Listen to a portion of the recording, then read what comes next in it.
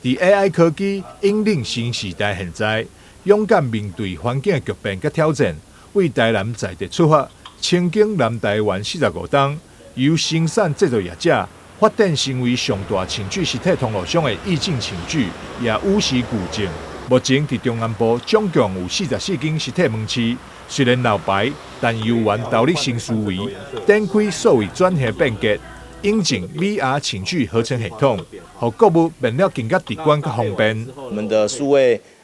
寝具都建数位模，然后导入3D 的模拟系统里面，那可以让客人在这个系统里面快速的去媒合他的寝具的视觉。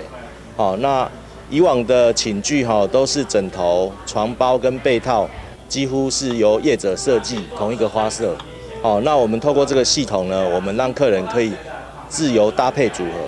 它的床包、枕头套跟被套可以选择同色系，但是不一定要同颜色。好，那这样子的话，我们现在目前系统上有各60组的花色，好，也就是枕头套有60组，那床包有60组，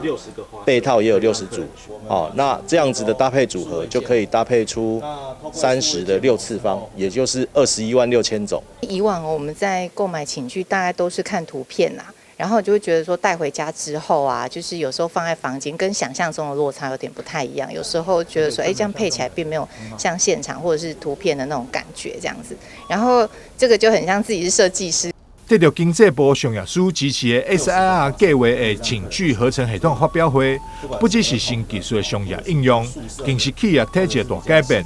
发表会期间，市长委特、立法委员陈廷辉、市员林美燕、陈怡晶、周丽金、林依婷、李凯维、经济部南区联合服务中心主任林敬天等贵宾也拢到场祝贺。可以在电脑上可以看到这样的一个合成的一个系统的一个寝具，可以让我们在寝具不仅是更能够符合人体工学，而且更能够符合周边的环境的一个